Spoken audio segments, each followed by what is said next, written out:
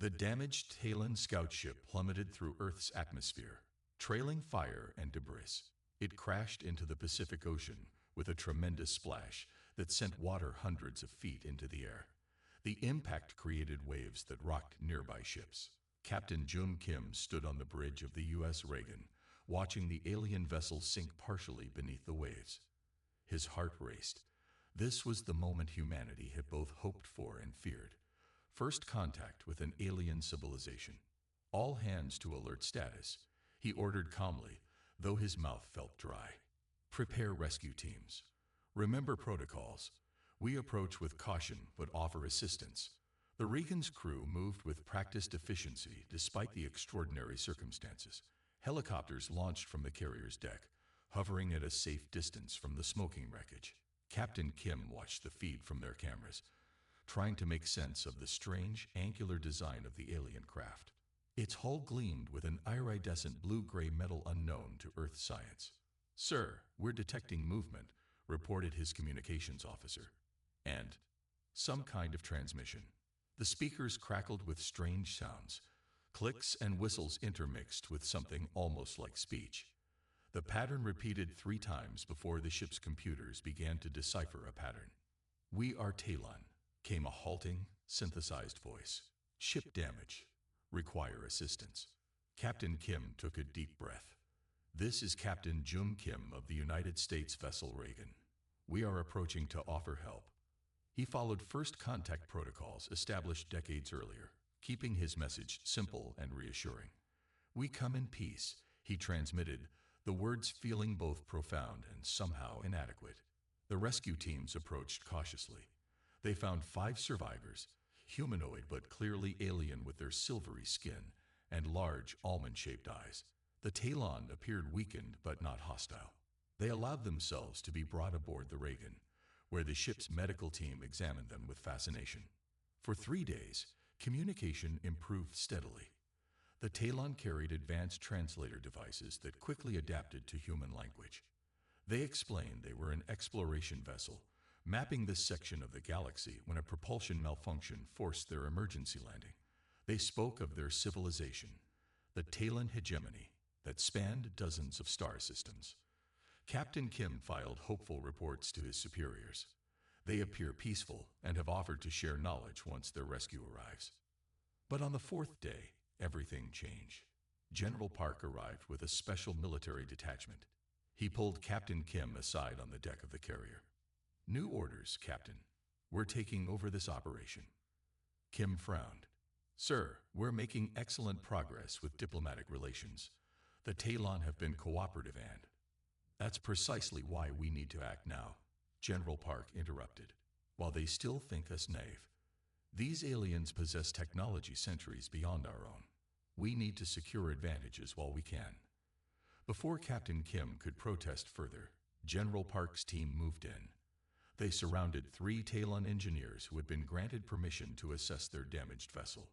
The aliens were forcibly separated from their equipment. Their translator devices were confiscated, along with other technology. "This is standard procedure," General Park insisted when Captain Kim confronted him later. "We need to understand their capabilities before we commit to any interspecies agreements." "They requested to signal their people," Kim argued. "By blocking their communications, we're essentially holding them prisoner." General Park's expression hardened. "Need I remind you of the chain of command, Captain? Our scientists need time to study their technology. Their distress signals will remain jammed until we decide otherwise." For 2 days, the Talon were kept isolated. Scientists and military specialists examined their equipment while the aliens' protests went untranslated. Captain Kim watched with growing unease as the friendly first contact deteriorated into something resembling a hostile detention. 6 days after the crash, long-range sensors detected multiple objects entering the solar system at incredible speed. The Talon hegemony had dispatched a fleet, not just for rescue, but for retribution. Earth's military forces scrambled to respond. Despite having only days to prepare, defense systems worldwide activated. The Talon ships arrived with overwhelming technological superiority, energy weapons that could vaporize conventional aircraft, shields that repelled missiles. Admiral Hyun coordinated Earth's defense from a hastily established orbital command center. She watched grimly as conventional forces suffered heavy casualties in the first engagement. "Deploy the Seoul railgun prototypes," she ordered. These experimental weapons had been developed in secret for years, using electromagnetic acceleration to launch projectiles at speeds that could potentially penetrate advanced defenses. When the first Talon cruiser approached within range of the Korean peninsula, the railguns fired. The hypervelocity projectiles moved so fast that they couldn't be tracked by conventional means. They struck the alien vessel's shields with such force that energy cascaded across its surface in brilliant flashes.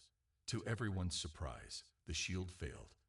The second volley tore through the ship's hull, causing catastrophic damage. The cruiser listed in orbit, trailing debris and atmosphere. Admiral Hyun's expression remained stoic, but her eyes widened slightly.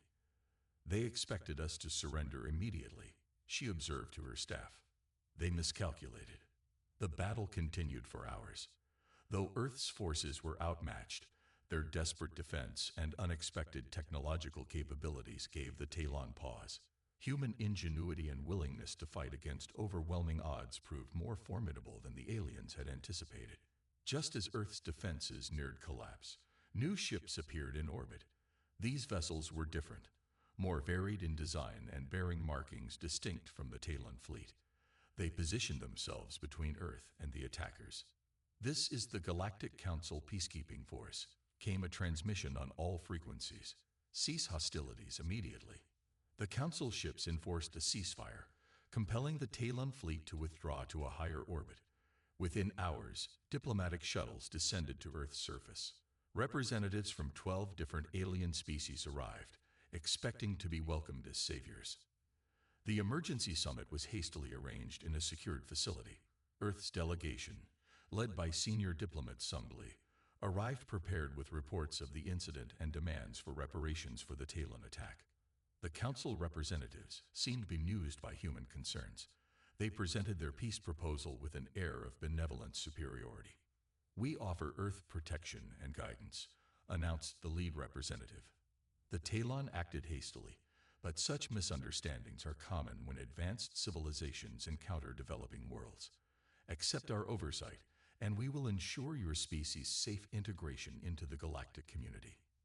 Diplomat Lee reviewed the document carefully, noting clauses about resource access rights, technology restrictions, and Council authority over Earth's defense systems. His team analyzed every word, recognizing the proposal for what it was: colonization in diplomatic language. Lee stood, his expression firm but polite. "We find these terms unacceptable," he stated. The alien diplomats fell silent, mandibles and appendages frozen in shock. Never had a species at Earth's development stage rejected Council protection. Lee's words hung in the air, marking the beginning of humanity's unexpected stand against the galactic powers. The neutral station Concordia hung in space like a gleaming jewel. Its smooth curves and crystalline spires reflected starlight in a dazzling display. Inside, the Grand Council chamber buzzed with nervous energy as representatives from 12 advanced species took their seats around the massive circular table. Elder Mock, a tall being with blue-tinted skin and 4 arms, called the emergency session to order. The matter was urgent. The unexpected resistance from the primitive humans had thrown galactic politics into disarray. "The Earth situation requires immediate resolution," Mock announced. Never before has a species at their development stage caused such diplomatic complications. The chamber doors slid open precisely on schedule. Earth's delegation entered with military precision, 6 humans walking in perfect formation. Ambassador Sung Lee led the group, flanked by Dr. Jin and Captain One. 3 other specialists followed closely behind. The Council representatives watched with curiosity. Most had never seen humans in person before. The aliens noted how the humans moved with purpose, scanning the room carefully, examining every detail of the chamber. "Welcome to Concordia," Elder Mock said, extending 2 of his 4 arms in the traditional greeting gesture. "We are pleased you agreed to continue negotiations in neutral territory." Ambassador Lee bowed slightly. "Thank you for hosting us. Earth is committed to finding a peaceful resolution. The human delegation took their assigned seats. Captain One remained standing just behind Ambassador Lee, his face expressionless but his eyes constantly moving, studying each alien representative in turn. Dr. Jin immediately began setting up monitoring equipment, checking readings that puzzled the Council's security team. Elder Mock tapped a crystal on the table. A three-dimensional projection appeared in the center of the room, displaying the terms of the new peace proposal. "We have prepared an improved offer," Mock announced. "We offer full technology transfers in medical science, energy production, and transportation. We grant Earth provisional membership in the Galactic Council with voting rights to be established after 50 years. And we guarantee protection from any further Talon aggression." The proposal hung in the air, glowing with promise. The Council representatives looked expectantly at the humans. Surely such generosity would be accepted immediately. Dr. Jin studied the document through special glasses, then leaned toward Ambassador Lee, whispering quickly in his ear. The ambassador's expression remained neutral, but he slowly shook his head. "Respectfully declined," Lee announced calmly. A wave of murmurs spread through the chamber. The Talon representative, still angry about the damaged cruiser, hissed quietly. "Perhaps," Lee continued, "you could explain Section 17, Paragraph 6, regarding oversight of technology implementation." Elder Mock looked surprised. "That is standard protocol. Council advisors would ensure proper use of advanced technologies. And these advisors would have access to all Earth research facilities," Dr. Jin asked. "For safety purposes only," Mock assured them. "No developing world has ever objected to this reasonable safeguard." Captain One made a small note in his datapad, his first movement in nearly 20 minutes. Ambassador Lee nodded politely. "We would need that section removed entirely. Earth will determine how and where to implement technologies." The negotiations continued for hours. For every concession the Council offered, the humans found another clause or condition that they found unacceptable. Their persistence was as impressive as it was frustrating. Later that evening, Elder Mock met privately with his closest aide in his quarters. "I don't understand," he complained, his blue skin darkening with stress. "We've offered them everything. Protection, technology, membership. What more could they want?" The aide, a younger member of Mock's species, looked equally confused. "They focus on the strangest details. Ambassador Lee spent 30 minutes questioning our resource-sharing protocols, which are completely standard," Mock said. "Every species contributes resources according to their capabilities and receives according to their needs." He asked who determines needs and capabilities. The aide reminded him. Mock waved two hands dismissively. "The Council does, of course, as we have for 10,000 years." The next day brought no progress. The Council presented a third proposal with even more generous terms. Again, the humans declined. This time, they objected to military cooperation clauses. Captain One, speaking for the first time in the negotiations, questioned why Earth Defense Forces would need to be integrated into Council command structures. "For coordination purposes," explained the military representative from the Donari species. "All member worlds participate in unified defense." "Under whose ultimate authority?" Captain One asked. "The Council Defense Directorate," came the reply. "Unacceptable," One stated flatly. "Earth maintains command of its own defense forces." The pattern continued for 5 days. The Council representatives grew increasingly frustrated. They had never encountered a species so resistant to their benevolence. The humans remained polite but utterly immovable on certain points. During a recess on the 5th day, the Talon representative confronted Ambassador Lee in the station's observatory deck. "Your species defies logic," the Talon stated, his metallic voice betraying irritation. "This agreement would benefit Earth tremendously. You would advance centuries overnight." Lee looked out at the stars before answering. "We appreciate the offer, truly, but we have concerns about the long-term implications." "What concerns could possibly outweigh such benefits?" the Talon demanded. "We have different definitions of benefit," Lee replied simply. Captain One documented this exchange, as he had recorded every interaction with Council members. Each night, The Earth delegation reviewed these records, building profiles of each species' representatives, noting reaction patterns, inconsistencies in statements, and subtle communications between council members. Dr. Jin's equipment, which had initially confused council security, was actually analyzing the atmospheric changes in the chamber, detecting pheromones and other chemical signals some species used for silent communication. In their private meeting room, the human delegation shared observations. Elder Mock communicates with his aide through color changes in his skin, noted Dr. Jin. They think we can't perceive the ultraviolet spectrum. Captain One nodded. The Donari military representative has been receiving direct neural transmissions during negotiations. Someone else is giving instructions. Ambassador Lee considered this information. They continue to present these proposals as gifts, yet every one contains mechanisms for control. They genuinely don't understand why we object. They've never been refused before, Dr. Jin suggested. Look at their history. Every developing world they've helped has become dependent on council support. They see us as children, Captain One said bluntly. Children don't get to make their own decisions. On the seventh day, Elder Mock called for a more direct approach. Perhaps if you told us exactly what Earth wants, we could accommodate your specific concerns. Ambassador Lee smiled faintly. We want genuine partnership, not supervised development. We want verification protocols for all agreements. We want transparency in all council operations affecting Earth. No species has ever requested such terms, Elder Mock said, his skin darkening in patches. Then perhaps it's time one did, Lee replied calmly. The council chamber fell silent. The human delegation sat patiently, waiting. They had prepared for these negotiations for months, studying every available piece of information about the council races.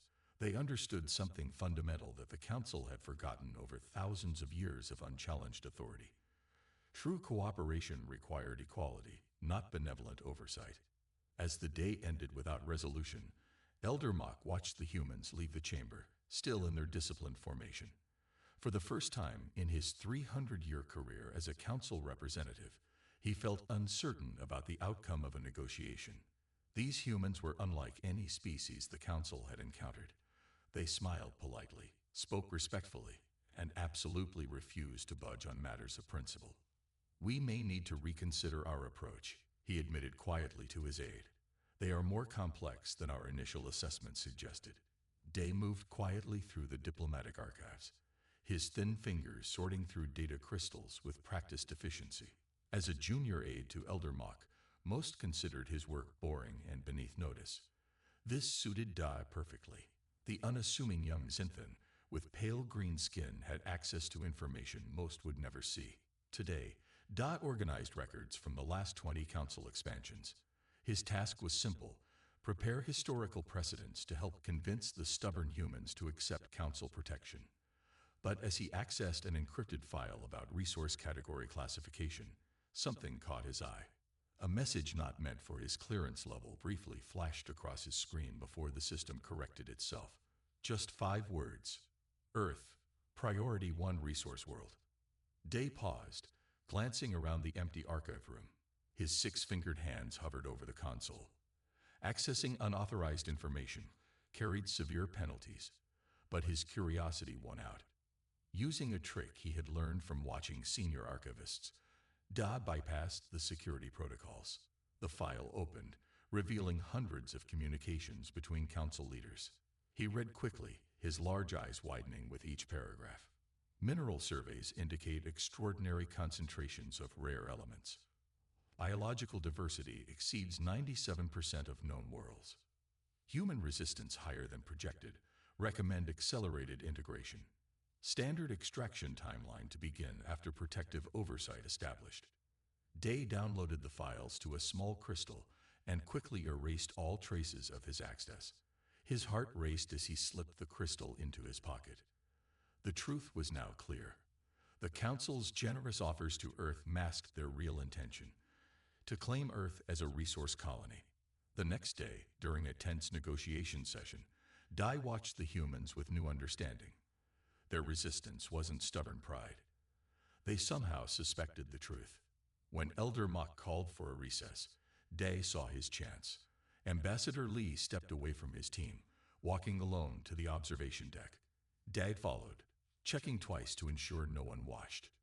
Ambassador Lee, Dot whispered, approaching the human cautiously. I have information you should see. Lee turned, his face showing no surprise at being approached by the junior aide.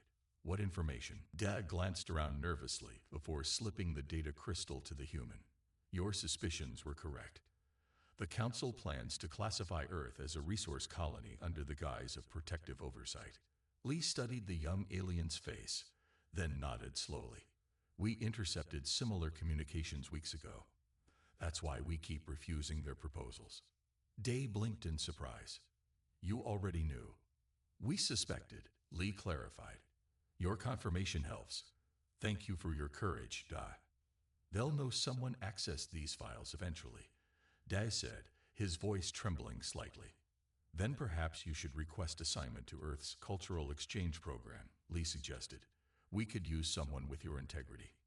Meanwhile, back on Earth, Colonel Han directed the planet's rapidly expanding intelligence network from a facility deep beneath the Taebaek Mountains. Screens displayed information on each Council species, biological weaknesses, technological vulnerabilities, political divisions. The Xinthan homeworld depends on imported food, noted one analyst. They lost agricultural capability centuries ago. The Donari shield systems have a 3-second reset vulnerability if hit with precise electromagnetic pulses, said another. Colonel Han nodded, reviewing the reports. Keep digging. Knowledge is our only advantage right now. In another section of the facility, Dr. Jin supervised a team working with salvage technology from the crashed Talon ship. They had made remarkable progress understanding alien principles and adapting them to human use. Dr. Jin carefully lifted a small device, a quantum processor that glowed with soft blue light. They believe we're primitive because we lack interstellar travel, she noted to her team. They don't realize we've already improved upon their computing architecture. The processor hummed as it performed calculations at speeds impossible with Earth technology just months earlier. Dr. Jin's modifications had increased its efficiency by 30% beyond the original Talon design. How soon can we integrate this with the defense grid? Asked her assistant. 2 weeks, Dr. Jin replied. The satellite network will be fully operational by then. Across Earth, similar projects advance with urgent speed. The initial alien encounter had done something unprecedented. It united humanity against a common threat. Nations that had been enemies for centuries now shared technology and resources. Old conflicts were set aside as a new understanding emerged. All humans were one people when faced with potential extinction. In orbit, disguised as communication satellites, a network of defense platforms took shape. On the ground, weapons research accelerated, combining human innovation with reverse-engineered alien principles. Deep underground bunkers were established on every continent, designed to preserve human knowledge and culture if the worst happened. Back on Concordia Station, Ambassador Lee requested a private meeting with Elder Mock. The council leader agreed, curious what the human might say without others present. They met in Mock's private chambers, a room decorated with artifacts from dozens of worlds. Lee noticed that many came from planets now fully integrated into the council, their unique cultures reduced to curiosities on a shelf. I appreciate your willingness to meet privately, Lee began. I believe we can be more direct without the formal setting. Mock nodded his blue-skinned head. Direct communication often yields better results. What do you wish to discuss? Lee placed Day's data crystal on the table between them. I'd like to discuss the real purpose behind your generous offers to Earth. Mock stared at the crystal, then at Lee. His skin darkened in patches, a sign of surprise in his species. Where did you get this? That's not important, Lee replied calmly. What matters is that we know Earth has been classified as a Priority 1 resource world. Your protection comes with a price, our planet's resources and independence. Mock sat back, all 4 of his hands folding in a gesture of resignation. Your species wasn't supposed to be this. Observant. Most developing worlds are so grateful for our technology that they never question the details. The door slid open. and Colonel Han entered. He wasn't part of the official delegation, but had arrived secretly on a supply ship. His presence clearly startled Mok. "Or this prepared," added Han, activating a small device that displayed detailed schematics of Council military vessels, complete with annotated weak points. "We've been busy studying your capabilities, Elder Mok." Mok's skin now showed patches of gray, a sign of alarm. "How did you obtain these military specifications?" "This is classified information. We have our methods," Han replied, "just as we have methods to defend ourselves if necessary." "You cannot possibly stand against the combined might of the Council," Mok said, but his tone lacked conviction. "Perhaps not in direct conflict," Lee acknowledged, "but we would ensure it was a costly victory, and we've taken precautions to preserve our species even in defeat." "What do you want?" Mok asked finally. "A true partnership," Lee answered, "not colonization disguised as protection. Earth will join the galactic community as equals or not at all." Mok studied the humans with new respect and concern. In just months, this supposedly primitive species had decoded Council communications, analyzed their military capabilities, and developed contingency plans. Most concerning, they had united their fractious planet in common purpose. "I will need to consult with the full Council," Mok said finally. "Of course," Lee replied. "In the meantime, we'll continue developing our defensive capabilities. We would prefer peace, Elder Mok, but we will not accept subjugation." As the humans left, Mok sat alone, troubled by the implications. In 10,000 years of expansion, the Council had never encountered a species that saw through their diplomatic tactics so quickly or prepared so thoroughly for resistance. For the first time, Mok wondered if the standard approach might need to change. These humans were different, adaptable, innovative, and united by threat in a way that made them formidable despite their technological limitations. Perhaps, Mok thought reluctantly, they deserved the partnership they demanded. The Grand Council chamber sparkled under the light of 3 artificial suns. 24 representatives from 12 species sat in rising tiers around the central podium. Whispers and translated murmurs filled the air as Ambassador Lee approached the speaking position. The human delegation had requested this special session, promising a significant development in the negotiations. Elder Mok called for order, his blue skin showing patterns of curiosity. The chamber grew quiet. All eyes turned to the small human figure standing alone at the center. "Honorable representatives of the Galactic Council," Lee began, his voice calm but firm. "For 2 weeks, we have discussed your proposals for Earth's integration into your community. Today, we present our response." He paused, and many council members leaned forward expectantly. They had spent days crafting increasingly generous offers. Surely the humans would finally accept. "Earth does not accept the current terms," Lee stated clearly. Groans and clicks of frustration echoed through the chamber. The Talon representative's metallic voice cut through the noise. "Then why are we here?" "More delays." Lee smiled slightly. "Not at all. Instead of accepting your terms, Earth proposes its own." The chamber fell completely silent. In 10,000 years of Council history, no developing world had ever offered counterterms. They simply accepted the Council's protection with gratitude. "We propose a mutual defense pact with mandatory accountability mechanisms," announced Lee. "All signatories must adhere to non-exploitation agreements with binding enforcement." Dr. Jin stepped forward, carrying a small device. She placed it on the floor and activated it. A brilliant holographic display filled the center of the chamber, showing technical schematics and mathematical formulas. "These are some of the innovations we've developed by studying the crashed Talon ship," Dr. Jin explained. "We believe they demonstrate Earth's potential contribution to the galactic community." The display shifted, showing improvements to propulsion systems, shield harmonics, and quantum computing architectures. The technical specifications were clearly understandable to the advanced species present, and clearly impressive. "Impossible," whispered the Talon representative, mandibles clicking rapidly. "They've exceeded our engineering in multiple domains. Our ship crashed less than 3 months ago." Dr. Jin smiled politely. "We work quickly when motivated." A holographic display continued, showing a proposed treaty structure unlike anything in Council records. It outlined mutual protection, technology sharing, and cultural exchange, but with systems of verification and transparency that would apply to all parties equally. This framework ensures that no member can exploit another. Lee explained, all worlds, regardless of development stage, would have equal protection under galactic law.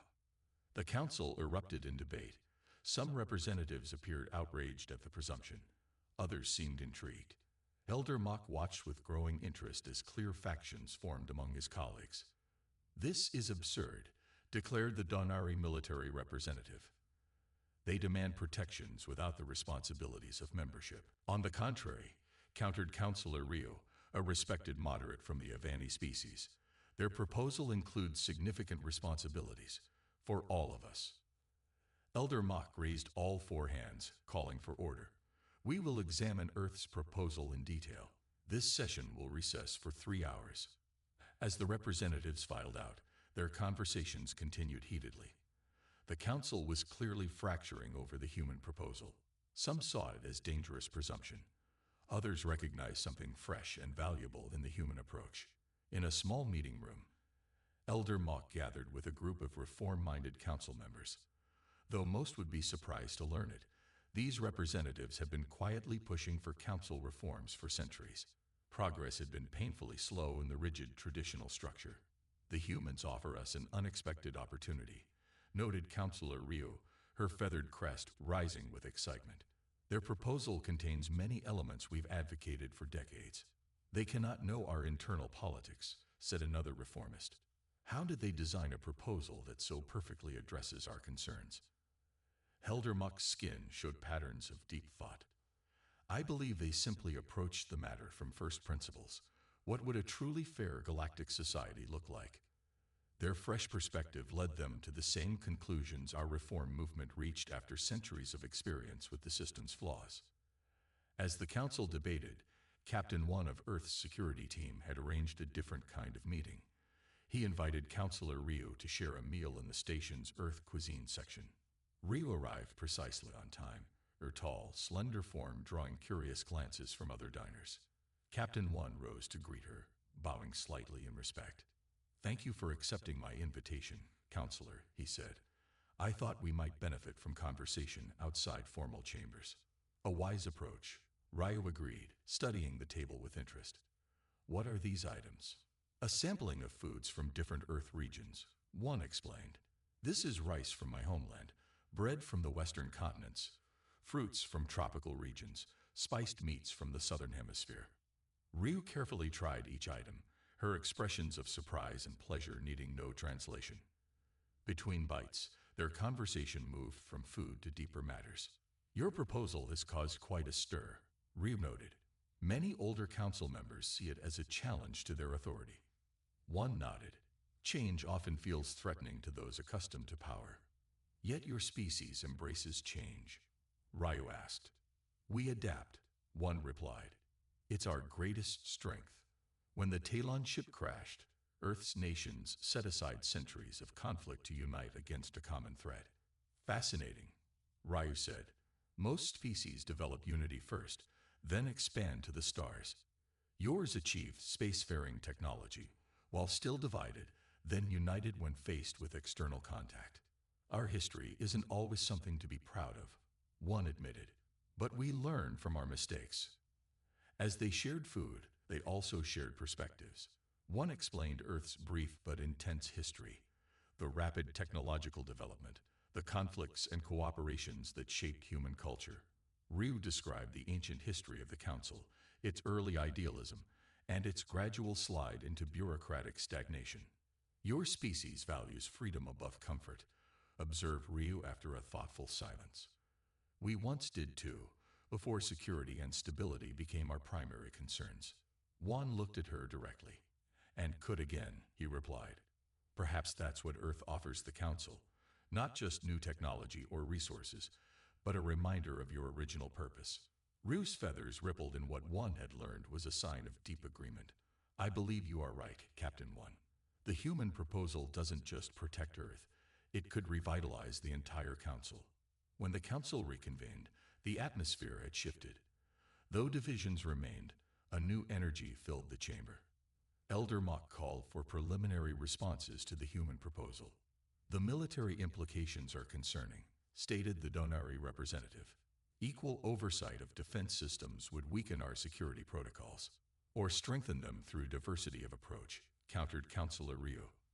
The humans have demonstrated remarkable adaptive thinking.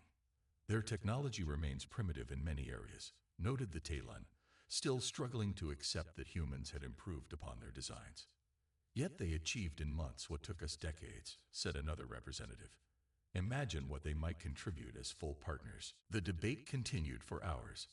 Ambassador Lee and the human delegation sat quietly, letting the council work through their internal divisions. This was precisely what they had hoped for. Not just negotiating terms for Earth, but sparking a broader reconsideration of how the galactic community functioned. As the session ended, Elder Mock approached Lee privately. His skin showed patterns that the human had learned indicated respect. Your proposal requires significant changes to systems established for millennia, Mock said. Yet I find myself unable to dismiss it. There is wisdom in your approach that many of us had forgotten. Lee nodded. Sometimes it takes fresh eyes to see old problems clearly. The council will continue deliberations, Mock informed him. But know this, you have awakened debates long suppressed. Whatever the outcome, the council will not be the same. As Earth's delegation returned to their quarters, Dr. Jin looked at Ambassador Lee with a mix of hope and concern. Do you think it will work? We've created the opening we needed, Lee replied. Now we wait to see if enough of them remember what the council was meant to be. The great hall of Concordia Station shimmered with light from 1,000 floating orbs. 3 months of intense negotiations had finally ended. Representatives from all council worlds gathered to witness what many called impossible, a revolutionary peace accord unlike any in galactic history. Ambassador Lee stood beside Elder Mock at the center of the hall. Before them rested the Treaty of New Beginnings, its pages glowing softly with embedded security markers. The document represented countless hours of debate, compromise, and unexpected alliances. Today marks not just peace between Earth and the Galactic Council. Elder Mock began, his blue skin showing patterns of solemn joy. It represents transformation for our entire community. The journey to this moment had not been easy. For 12 weeks, proposals and counter-proposals flew between increasingly complicated alliance groups. The Council, once a unified body, fractured into reform-minded progressives and tradition-bound conservatives. Earth's delegation worked tirelessly, building bridges with species they had only just met. This agreement transforms the Council from a hierarchical body to a partnership of equals, announced Lee and Elder Mock together, having practiced the synchronized statement as a symbol of their new cooperation. The hall erupted in applause and various species-specific expressions of approval. Not everyone celebrated, however. In the back rows, representatives from several elder species watched with obvious disapproval. The Donari military delegation had already filed formal protests. Commander Su stood among Earth's security team, watching the ceremony with quiet pride.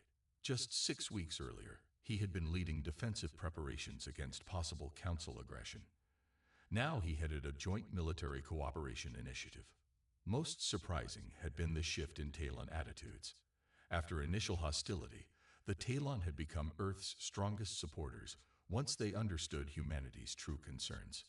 The accountability provisions benefit all developing worlds, the Talon ambassador had argued during a critical vote, including those we previously mishandled.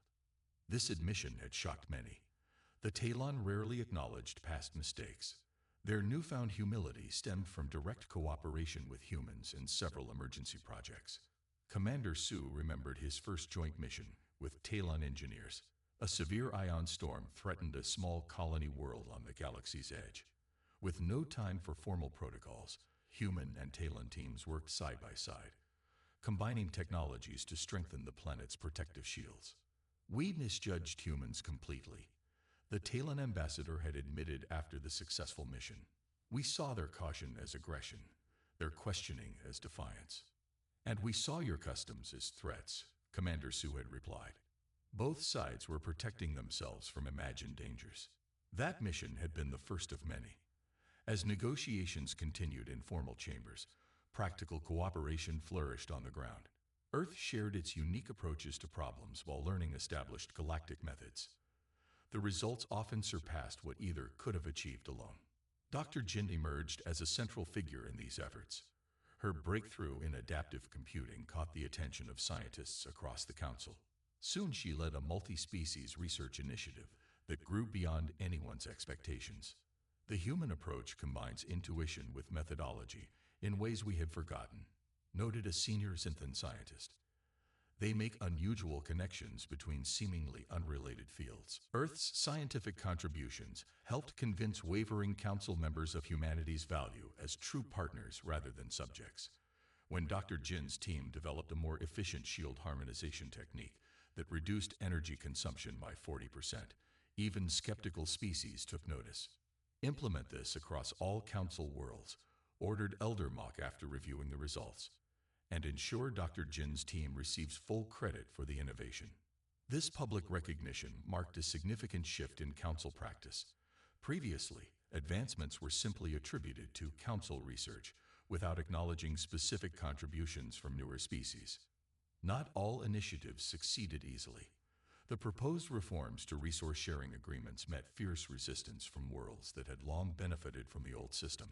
Earth's delegation faced threats and political maneuvering designed to split their alliances. Ambassador Lee navigated these challenges with remarkable patience. When direct confrontation failed, he sought common ground on other issues first, building relationships before returning to contentious topics. Your species has unusual diplomatic skill for its development stage, Elder Mock observed during a private meeting. Most young civilizations are more aggressive in their demands. We've had plenty of practice negotiating among ourselves, Lee explained. Earth's nations spent centuries learning the hard way that lasting peace requires genuine compromise, not just imposed terms. As the treaty took shape, its implications reached far beyond Earth. Dozens of developing worlds would gain new protections and rights under its provisions. Ancient injustices, long ignored by the Council, would finally be addressed through new reconciliation procedures. The signing ceremony represented the culmination of this work. Each species approached the document in turn, adding their unique signature mark. When Earth's moment arrived, Ambassador Lee stepped forward alone as agreed. For Earth, and for humanity's future among the stars, he said, pressing his palm to the document. His genetic signature flowed into the page, binding Earth to its commitments. After all signatures were complete, Elder Mock raised his 4 hands for attention. The hall quieted. When humans first refused our peace proposals, many thought them primitive and stubborn. Mock said, his voice carrying to every corner of the vast chamber. We now understand that humans weren't rejecting peace, they were demanding justice. And in doing so, they've reminded us of principles our civilizations had forgotten. Mock turned to Lee, inviting Earth's final statement. This was never about human exceptionalism, Lee said, looking across the gathered representatives. It was about creating a galactic community where all species can truly thrive together. Today marks not an ending, but a beginning. The treaty activated with a soft pulse of light. Across hundreds of worlds, announcement systems shared the news. The Galactic Council had been reborn. In the months that followed, change spread rapidly across Council space. The reforms faced challenges and setbacks, as all great changes do. Old powers did not surrender privilege easily, yet the momentum proved unstoppable. Commander Su found himself leading joint security forces protecting newly recognized independent worlds. Dr. Jin's research team expanded to include scientists from 50 species, their combined insights sparking a technological renaissance that benefited dozens of civilizations. On Earth, the first official Council embassy opened in a purpose-built complex in New Zealand. Citizens from across the galaxy arrived as diplomatic staff, researchers, and cultural exchange participants. Among them was Dai, the young aide who had first revealed Council secrets, now serving as a junior cultural liaison. 1 year after the treaty signing, Ambassador Lee stood on the embassy's observation deck with Elder Mock.